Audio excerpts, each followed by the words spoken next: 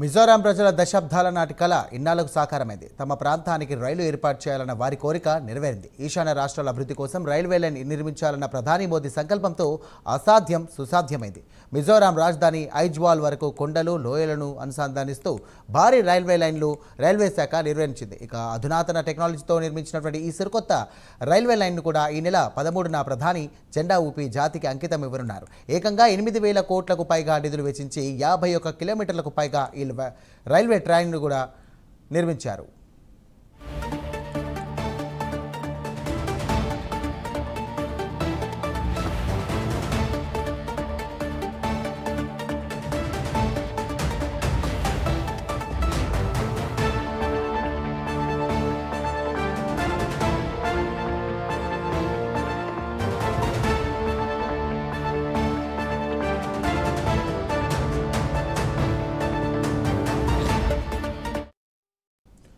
కొండలను చీలుస్తూ లోయలను దాటుతూ నదులు వేరే ప్రాంతాల్లో నడకదారి నిర్మాణం కూడా కష్టమే. ఇది ఈశాన్య రాష్ట్రాల్లో ఒకటైనటువంటి మిజోరాం భౌగోళిక పరిస్థితి.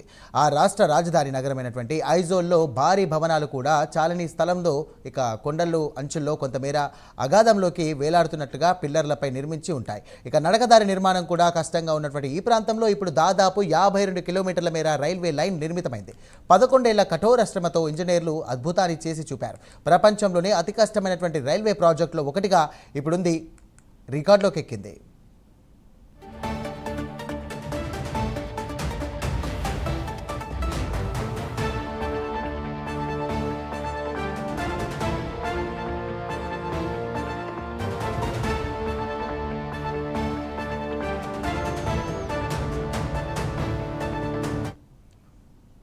దీని నిర్మాణానికి 8,071 కోట్ల రూపాయలు వెచ్చించారు. అంటే కిలోమీటర్కు 157 కోట్ల రూపాయలు. ఈ కారిడార్ నిర్మాణంలో 153 వంతెనలు, 45 సొరంగాలను నిర్మించాల్సి రావటమే భారీ వ్యయానికి కారణం.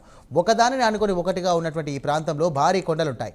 అయితే ఈ కొండలను తొలిస్తే తప్ప రైలు కారిడార్ నిర్మాణం సాధ్యం కాదు. దీంతో 45 కొండలను తొలుస్తూ సొరంగాలు నిర్మించారు. 2 కొండల మధ్య అగాధంలా లోయలుంటున్న ఇక సొరంగాలకు సమాంతరంగా వంతెనలను నిర్మించి దాని మీదుగా ట్రాక్ ఏర్పాటు చేశారు. సొరంగాల్లో 3 దానిని నిడివి 1.9 కిలోమీటర్లు ఉండడం మరో విశేషం. అలా మొత్తం సొరంగాలు నిడివి 15.88 కిలోమీటర్లు. ఇక 153 వంతెనల్లో 55 వంతెనలు అతి భారీవి.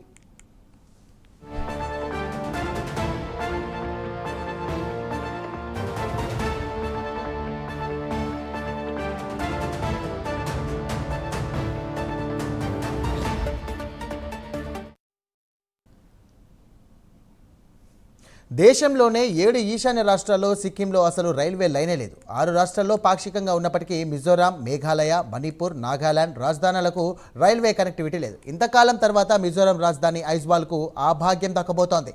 మిగతా 3 రాష్ట్రాల రాజధానులు రైల్వేలతో జోడించి కసరత్తు జరుగుతోంది.